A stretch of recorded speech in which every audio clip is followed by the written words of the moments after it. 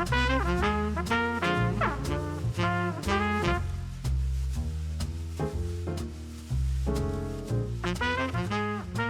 everybody, welcome back to another episode of our Velocity Sellers Podcast. I am your host, Velocity Pete. First thing I want to point out is that at the day of this recording, Bryce Harper for the Philadelphia Phillies hit 3 home runs in one game yesterday. So I have added back my little Phillies helmets to my podcast background. Had to give a quick shout out. It was really good for my mental health, which is awesome. Love seeing the Phillies win. And speaking of health, today we're going to be talking about your Amazon account health, which, if you are an Amazon business or an Amazon seller, it's arguably equally as important as your mental health. So we're going to get into it. We've got 2 experts today, 2 regular faces that you've seen before, Lisa and Eric, 2, again, geniuses with Amazon, 2 Amazon experts. And I'm, guys, really happy to have you both on the show today. Hi, Pete. Thanks for having me, Pete. Always a pleasure. So, like I said, we're talking about account health. This is something that I think every single seller, either on Vendor or on Seller Central, not only should be aware of or should care about, but needs to care about, because this affects a lot of things. We're going to get into each one of those things that it affects and how you can improve your account health and maybe what's knocking it down. So to start us off, Eric, where can we find the account health page? How do we measure account health on Seller and Vendor Central? Good question. So when you go into your Amazon account, you're going to be right on that home page. On the top left-hand side, there's going to be your little hamburger, the 3 little lines. You click that. There's going to be a nav bar that slides out, and then it should actually be under the account health. It should be just under account health. I don't think this is one of those changes. I can't exactly remember. I know the dashboard has changed over time. Like now, there's a customer tab on some people's accounts where that's going to have your reviews and stuff. It used to be under, I think it used to be performance. But anyway, it's right there on the most current update. It should be under the account health. You go in there. A little pro tip: if you're, when you're on your account, make sure that you favorite it. So when you're on the nav bar, it comes out, highlight account health, go over 1. It says account health, and then there's going to be like a tiny little square on the far right-hand corner. Click that, and then you're going to have it on your top nav bar, because you're going to want to be paying attention to that. If there's anything super scary on your account, you're going to know right away. When you log in, there's going to be your home page. It'll either be a yellow scary flag or a red scary flag. Yellow scary flag can be scary, but most of the time it's not. It's more of like a, hey, you have a problem. Red. If you have the red flag, you got problems. But I believe that it's the same area for Vendor and Seller. Lisa, is that the case on Vendor? We find a lot of the issues showing up on the compliance tab. So there's not an account health screen in Vendor Central in the same way that it is in Seller Central. So a lot of those come through via email or on the compliance page. That's my next question. Does Amazon, Eric, if you get a red scary flag of doom, is Amazon going to send you an email about this right away? Yes. Okay, cool. You should get so like when there's a bad scary thing that happens to your account, the main account user will get that email. Now, if for whatever reason you have some to protect, maybe protect's the wrong word, but when you have maybe you have a director of marketing or a director, some position in your Amazon account. I think we talked about this in the past where we would advise you to just say like at Amazon at your website name or whatever. You want to have that. And then if that just goes to a dummy email, you're going to want to make sure that whoever's in charge of your seller account goes into the cog on the top right-hand corner. There's going to be notification preferences, and then you can actually add emails to certain things. So you can have orders or whatever. But in our case right now, there's going to be like emergency contact type emails that should send out. You can have it sent out to 5 different people, 3 people, 2 people, 1, however you want to do that. So that way there's more eyes on it in case something happens. Very cool. Okay. So now that we know how to find it, I'm looking at what's on that page. Aside from like, hey, your account health is good, your account health isn't good. What is on that page that sellers should be aware of? I know that's a loaded question. So why don't we start with, let's take a look at your AHR. I don't know if that's an acronym that they use, but let's take a look at your Amazon oh gosh, Amazon Health Rating. I almost forgot it for a second. What is that score, Eric, and what affects that? So your account health rating is it's a newer metric. I think it's been like 6 to 8 months, you know. And basically if you're under 200 points, so it's like a 0 to 1,000. I believe it takes in, if I remember right, it's 90 days for that kind of like to roll up their averages, how they kind of compile that digit or that number. If you're below 200, you got some problems. It's typically you're gonna have account health issues. There's probably gonna be a compliance policy, you know, or some sort of suspected intellectual property issue.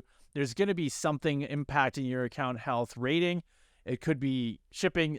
Now I'm just getting a little bit verbose, but anyway, the main thing on the that is really hard to say. AHR, right? The account health rating. If you're below 200, you got problems. A new account is gonna start fresh at 200. So if you're at 200 and you're not moving, like you're probably not moving enough inventory, you're not moving enough, you know, you just don't have enough sales. There's just not a lot happening on your account, which is fine. I have all kinds of clients that are barely over 200. Smaller accounts they're fine. If you're moving a lot of products, you're going to be at 1,000, and even if you get some flags and stuff, you're usually going to stay at 1,000. Okay, so if you're below 200, you are definitely in the danger zone. You do have some problems, so make sure that you're checking your account. It could be a customer service problem, it could be a shipping problem, and it could be a compliance problem. Anything above 200. I mean, you can still have some issues, but they might just be minor issues. Just be aware of it. It's nothing. I don't think I would lose sweat over it. I wouldn't sweat over it or lose any sleep over it, is what I meant to say. So don't come into account health and just sit there and stare at your AHR number. It's just kind of a point of reference. I love combining two things into a new phrase. I'm gonna use that. I'm not losing any sweat over that. Don't lose any sweat. Which makes, I mean, it kind of works. Like I'm not sweating over it. Like, you know, when you sweat, you lose sweat. So that kind of works. I like it. I have seen some things that Amazon will actually give you some benefits if you do have a healthy account. But of course, with the good comes bad. I know there are some things that Amazon will actually take away or prevent you from doing if your account health is bad. So Lisa, what are some of these things that Amazon will do if your account health is below maybe like that 200 level, like Eric mentioned? So different violations carry different weight. So if you have an IP violation or a trademark violation, I have seen account suspensions occur if you do get too many of those. And typically, if you have a violation, let's just say you're using the word Pepsi in your listings, you're probably using it in and you sell t-shirts, perhaps it's in a lot of different listings. And so when we see a trademark or an IP violation come through, it's usually multiple ASINs that are affected. And so you really need to take care of those immediately as soon as possible. And hopefully you're not using IP when you're not supposed to. So those can cause an account suspension if you get too many all at the same time. Now, if there are other issues, like I think each violation has a different path. So, for example, sometimes we see restricted products. And so if it's a restricted product, and let's just say it's a pesticide claim, you're going to have to go out and address that with your particular ASIN. So what we see most often is that the item is removed from sale. So when your account health is dipping and you're going underneath that 200 mark, that means that there is an impact occurring in your account, whether it's you might lose some shipping options, or your ASIN might be taken from sale, or there's other suppressions that can occur. So Eric, what else do you think happens? There's a lot of it. It'll even tell you. So when you go into the compliance, there's going to be different levels, different things, like if it's here, I'm just look at it. I'll use my cheater sheet here. So if we have like a suspected intellectual property violation, or if it's going to be like a food product safety issue, there's just going to be different levels. And in account health, it'll be like a big old red 1 or red 2, red 3, red, like Lisa was saying, if you get too many all at the same time, it could be like 55 and you got big problems, right? But with that is you click into that like category of issues, and it'll even tell you no impact to your account. So like some of this stuff is low key, like I think like there's a pesticide claim. It's going to have no impact over your account. It's just going to take your listing down, but your account's going to be okay. Like the big ones, like there's going to be trying to think of like a good example of a big one that I've seen where it does impact the account. I guess like trademark and like if you're using Pepsi in a malicious way, you're going to get dinged. But if you have it, if you're trying to use, like if you have a product that is compatible with another product, that's a way to clear that up. So you'd say something like, I guess the Pepsi example is not going to work, but compatible with Pepsi. So like whatever your product is would be compatible with brand name. So if you're selling like a pen cap or like I don't know, I'm just like looking around my desk panicking trying to find something covers. like, yes, there you go, perfect, yes, thank you. You just wanted to watch me sweat it out a little bit. So yeah, but it'll tell you if it's a problem, and then just going back to like if it's a major problem, you're going to get that yellow flag or you're going to get that red flag. But I don't. Yeah, and or go ahead, Pete. Sorry. That's something to lose sweat over for sure. The red one, Yeah. start getting sweaty. Yellow one, wait and investigate before you get sweaty, because sometimes you might just need to upload a phone number or something like that, or there's a new thing happening. Like I don't want to get too much into it, but the Informed Consumer Act, that was a yellow thing that popped up on accounts, and all you had to do is basically just identify yourself. If you didn't identify yourself, then it got scary. But if you were just kind of following that process, no big deal. Yeah. There's a lot of sections on this account health, like right on the main page. I feel like a lot of people don't understand. One of them, of course, the one we're talking about being this being this policy compliance page. The other one I want to definitely get into is customer service performance, CSP, and like voice of the customer and how that really affects your account health. Of course, obviously, putting a product on Amazon, you get a lot of sales. One of your reviews is bound to be negative in some way. It's going to happen. Products with thousands of reviews don't ever have no 1 stars unless you guys have examples of that. I have never seen that, but I feel like there always comes some negatives along with the good reviews. So what is customer service performance, and like A to Z guarantees, and how does that impact your account health? How can you really avoid getting any of those kind of negative reviews and issues that come up? Eric? Okay, so in the account health, it's going to be a customer service performance area. And so under that is going to be, just like you said, negative feedback, A to Z claim, and then chargeback. So negative feedback is feedback that is given about the seller. It's not product. So a product is a rating, and a review is a rating, and a rating is a review. If that makes sense. So that's like separate from a product. So feedback is, I ordered this product, I never got it. And so the way you would see feedback of a seller is when you're on an Amazon listing, like on the consumer side, right? You're shopping. If you go to the far right, the buy box area, right at the bottom there, there's going to be, it'll say like ships from, seller, sold by seller. If you click the seller's name, that'll bring you up a page where it kind of shows you what that seller is all about, or, sometimes it'll have like a customer service phone number. It'll have maybe a little bit about us. And then because the Informed Consumer Act, since it's topical, now every seller has an address and stuff. But basically, if you scroll down, it'll show all the feedback. People will be like, I ordered this, I never arrived. I ordered it, I returned it, they never sent me a new one. So it's that kind of stuff. So if you're a seller and you do get a negative feedback and it's product based, so if it's like, I hate this product, it sucks. That's very, very blunt review there on the feedback side. You can actually get that removed. So you should have, your customer service team or somebody on your team should be monitoring your feedback just as much as somebody monitoring your reviews, because you can get that removed.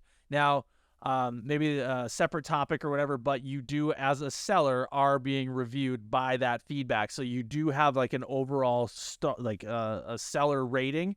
I do know, based off memory, I know I'm not quite prepared for this, but just going off of memory, if you have less than 4, I think it's if you have less than 4 feedback reviews, I believe, and some of your scores, that can impact some eligibilities for like Prime exclusive discounts and some other things. You might not be eligible for certain things. So keep that in mind. So it's very important to be monitoring that feedback as you progress through your seller's journey, so to speak. But I am hogging most of the time here, so I'm going to pass it over to Lisa, and she can jump in and mention the other things. Thank you, Eric. So when we think about A to Z claims, I often see it as an opportunity to take a customer that might be upset and convert them into a customer that feels really happy about you and your brand. So a couple of years ago with COVID, the main A to Z claim was package did not arrive. And that was really difficult to manage, and we would provide tracking information. But now actually Amazon has changed their policy a little bit. And if you are using the buy shipping feature in Amazon and a package does not arrive, at least you have some recourse there to go back to that client and provide, the tracking information. But let's just say a product was damaged and the client didn't feel like they were taken care of and they filed an A to Z claim. Your customer service team should be reaching out to that client to make that situation right. To have a client upset over a $30 item or a $50 item and give you a bad product review is just honestly not worth it. And so it's kind of a red flag to say, hey, you have an A to Z claim. Let's go back and try to rectify this situation. And maybe the client or maybe the shopper is even wrong in this case, but really, do you really want to get that bad review, or do you want to have that person out on the street bad mouthing, your brand? I think the answer is a big no there. So, we always monitor our A to Z claims, and we do the best that we can to have that shopper or that person that filed that claim at the end of the day feel like they were taken care of.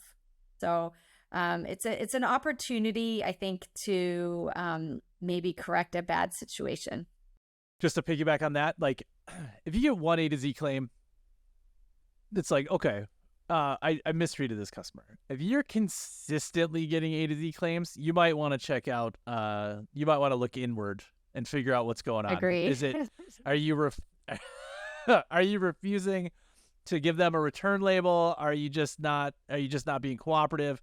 It can cause problems. And so I've seen in the past, if you have too many A to Z claims that are going against you and you lose those, right, where you're like trying to be helpful and they just like, nope, and then Amazon has to get involved. Just like if you do pre-cancellation, like pre-order cancellation, you can lose your eligibility for the buy box. And so if you get too many of those violations, if you go to your inventory management, again, it's under the top left, the hamburger, it's like inventory management. So you basically can see all of your catalog, and then you see everything kind of like in a row and with columns. If you don't see buy box eligibility up in the right hand corner, there's going to be I think the button's called like preferences. Open that up, and then there's going to be there's a checkbox of item, like columns that you can add. Check buy box eligibility, and then it'll show you. And most of the time, if you're doing something silly and your order defect rate is above that 1%, and you're like all of a sudden you're losing sales and your advertising isn't kicking in, you want to run over to your manage inventory, check that little box, see if you are eligible, and it'll say yes or no. And so if you're selling FBM and it says no, it might say no all the way down on all of your products. And it typically takes about 7 days for that to kind of like reset. around. It could be longer, could be shorter, but if you're seeing a huge impact in sales, and you have some A to Z claims or pre-cancellation, that's probably your problem. And if I could circle back, Pete, to the voice of the customer, we sometimes will find that maybe an item was mislabeled. Received wrong product is a really good indication and should not be ignored. As soon as we see that, we check our UPC code. Was there a receiving issue? And so we have avoided some big catastrophes by watching our voice of the customer. And as soon as we see certain things, we know to take action right away. Obviously, we're going to take care of the customer, but we're looking at the bigger issue there. Or if it's something is, 4 or 5 people are saying that something is breaking, you need to go to your warehouse or pull that product and take a good look at it. Do you have a quality issue? And so I really love the voice of customer board, because it's a really great way to identify something that might be lurking beneath the surface that you're not aware of. So we're really looking at it every couple of days. Another thing is what we've seen come through on the voice of customer is expired product, right? And we would never, ever want a client to receive expired product. And so again, we go out, we check our lot numbers, we just make sure that we're being as proactive as we can. So we love the voice of customer dashboard. It's super helpful. Yeah. And that's right in the account health page. There's like a voice of customer. No. I want to say it's like a Is it? header. I don't think it is it? I'll argue with you in a I minute. think it's a tab. I think it's Yeah, you have to, it's a Can we get a bottom can we get a tab. fact check? It's not in the account health, but it's a very useful tool when you're doing account health. It'll be under, on mine right now, it's under customer. So that's the voice of the customer. I'll tell you, I'm also in an account. I go down to the hamburger, account health, I tab over, voice of the customer at the bottom. See, you have there. the old one. I have the new one, so that's great. So it's New under one. custom. So on Perfect. this one, it's Best of customer. both worlds. Yes, exactly. So let's talk about that really quick too. I want to double back. So what I always tell our brand managers is that, like, when you're in the voice of the customer, you're looking for like objective consistencies. So like the objective is like, like what everything that Lisa said. What you don't necessarily want to like throw up a red flag for is when, if you're selling, let's say, shoes or a t-shirt or something, and one customer says this shirt's too big, and then another customer says this shirt's too small. There might be an action there. You might want to do maybe like a size chart or something on your listing, but it's not like the red scary things that Lisa is kind of saying. Because like as soon as you see the wrong product, you probably got a problem, like possibly a major problem. So, but yeah, just kind of keep that in mind. And then also a reminder too is that they've just included, for a long time, they did not include order numbers. Now they have order numbers.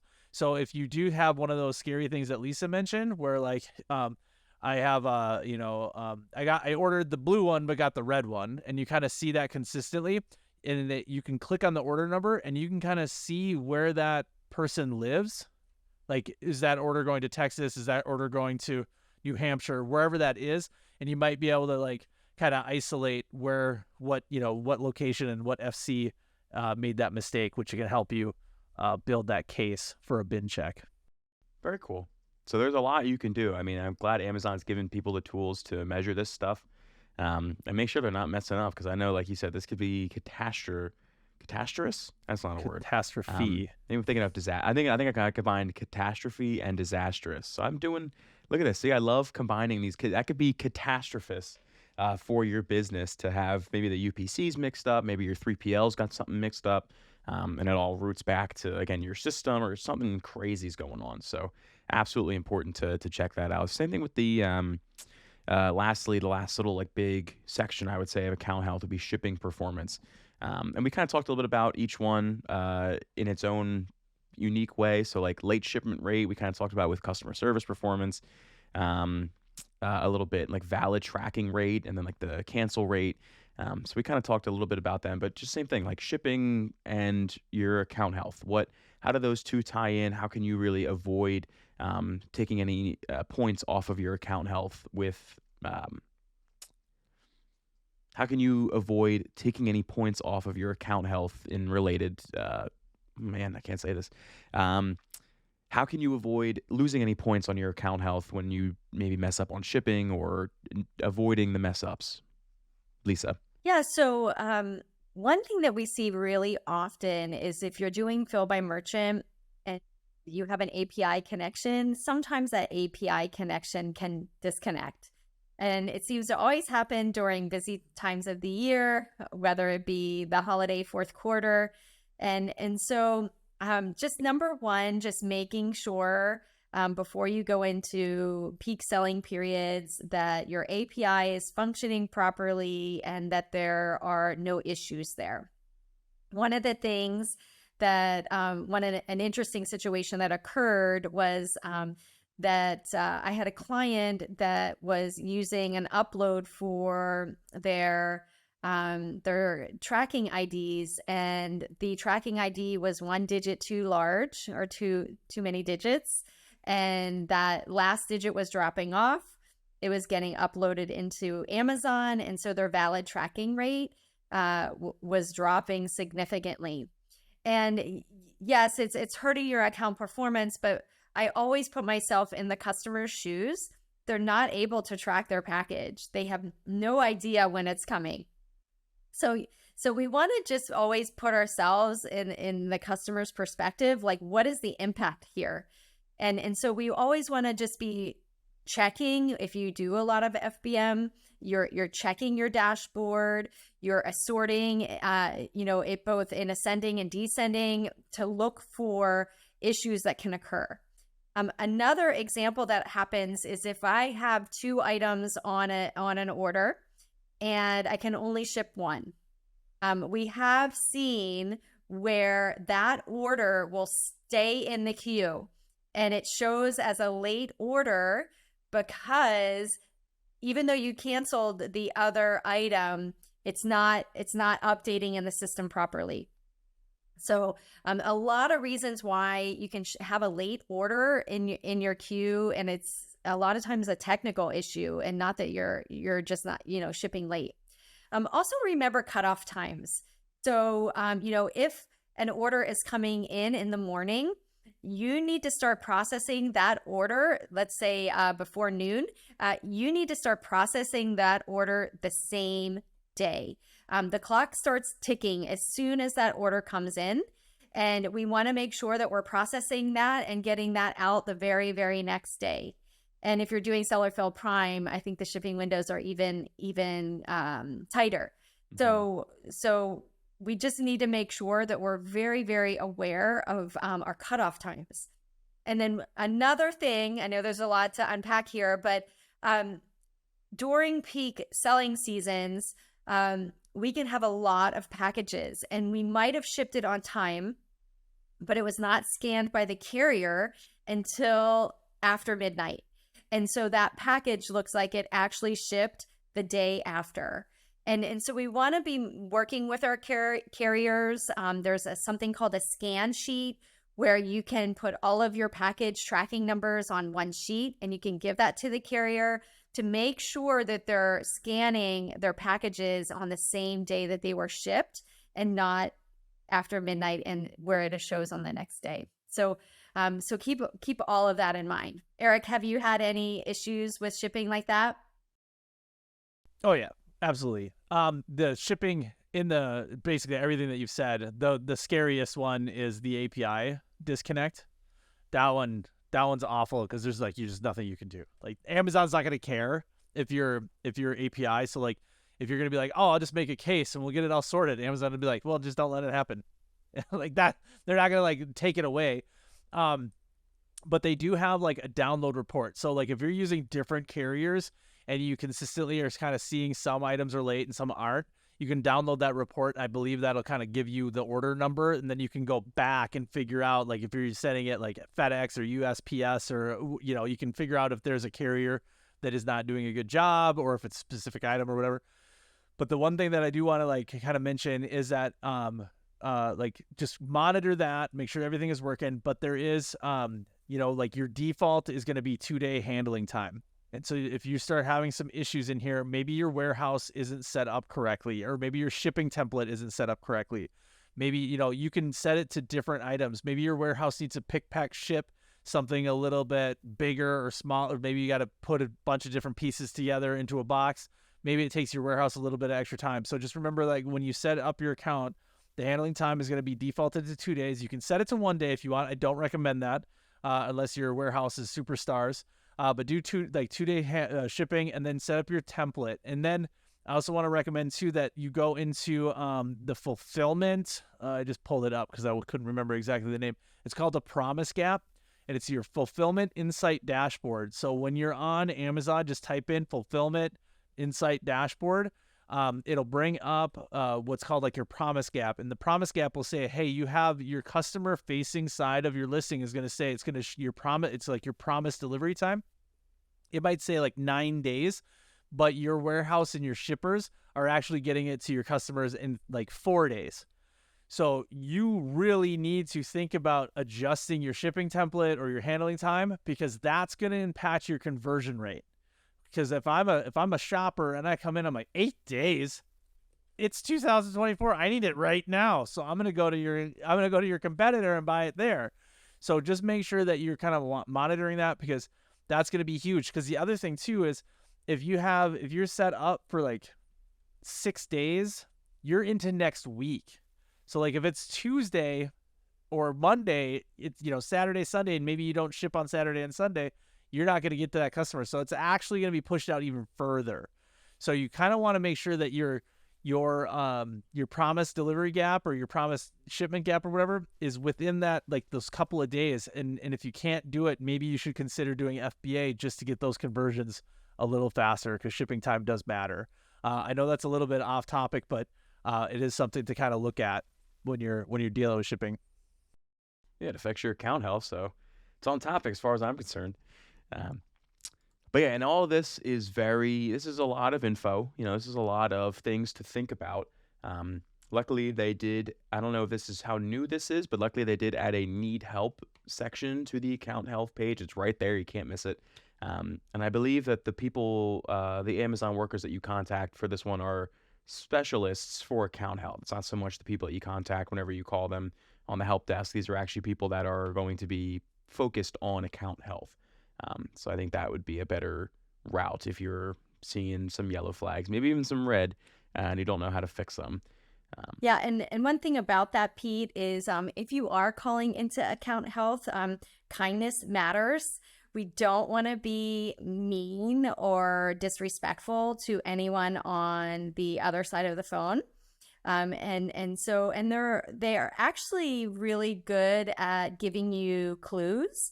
To, if you ask the right questions, like, how can I resolve this? Or what is triggering this violation? Or can you give me more information? If we ask the right questions in the right way, Amazon tries to help in the best way that they can.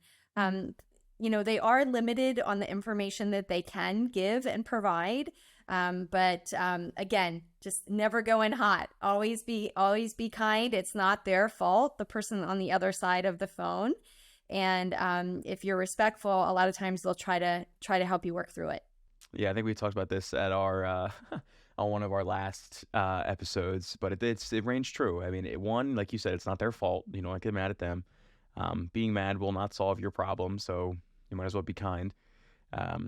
And the nicer you are, I feel like the easier the problem gets resolved. So maybe that's just my experience, but that's definitely what I see, especially with the Amazon Help Center.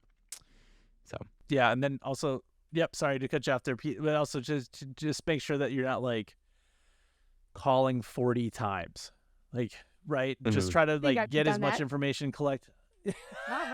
we all have, but we've all been there. But I've called. But I've called account health and they're like, this is like a catalog problem. So then you have to go to the regular case and do the regular case stuff. And then if you're like, hey, maybe if I call the account health team, they'll help my case. They won't. And they'll tell you flat out. So make sure that you're using both helps correctly.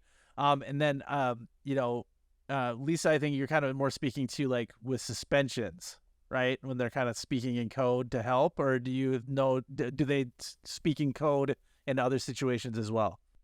Yeah, I mean, I have had situations where, I needed some guidance, and they'll actually tell you what screen to go to or what to download. So I've had them help across the board.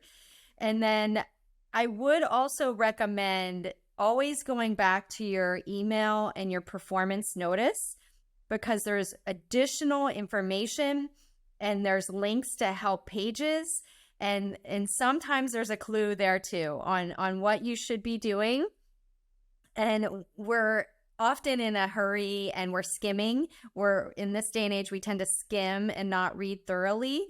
And so in that particular case, I would say just take a minute and really go through that performance notice, because I've caught things sometimes in those emails and communication that has really helped me. I agree to that. Absolutely. I've missed things Yeah. because I'm like, what? Oh my God, we gotta go. And I'm like, whoops. So yes, that's good advice. Very good advice. Well, guys, I want to thank you both for being on this episode today. I appreciate you coming on to talk about account health and all of the various ways to affect it, good and bad. Any quick final thoughts for our viewers on just overall account health? Pete, I know this is gonna probably come across the wrong way, but I think the best way to deal with these problems is to avoid them from the beginning. So just making sure that you're shipping on time, to make sure that you're writing the correct written copy, that you're not using trademarks when you shouldn't be. And so if we're thoughtful from the start, and we're aware of Amazon's policies in terms of service, a lot of this could be avoided. Sometimes the policies change and you don't know it's coming. Especially a couple of years ago with pesticide claims, I think it just wiped out like hundreds of listings all at one time. Yeah. But that policy has been around for a couple years now.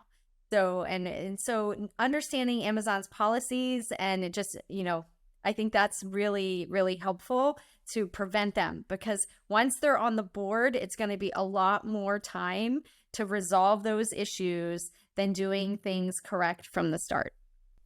Yeah, that's amazing advice. And if you're like a new seller, check Amazon. You can go in, like if you built, you get your account, or you can probably even Google it, but you can find out like restricted product, policy on Amazon. And that could protect you from adding a product that is not eligible for Amazon, like I don't know, like cannabis products or something like that. Like you can't sell those on Amazon. But that, instead of you just like doing that and then your listing goes down and now you have an account health problem, just got to be forward thinking as well. And then I had another thing, I can't remember. Don't lose sweat over I'm there. gonna It's lose okay. so much sweat. It was the It best was your thing. final thought. It was going to be my legacy. This was Yeah. going to be the most profound thing I've ever said in my life, and this was going to be the moment that everybody remembers It's me. It's gonna raise you back up in the rankings on favorite guest. What was it? Oh no, Account health. I know. All right. Well, Shipping. if I remember it, It'll come to you. If I remember it, I'll Comment on the Yeah, post when this I one comes will. out. You'll remember it I by will. then. I will. Sounds good. Perfect. So yeah, just do what Lisa said. Forward think. be ahead of it. Well, again, thank you guys for coming on. Thanks everybody for watching. I'm Velocity Pete, and we'll see you next week.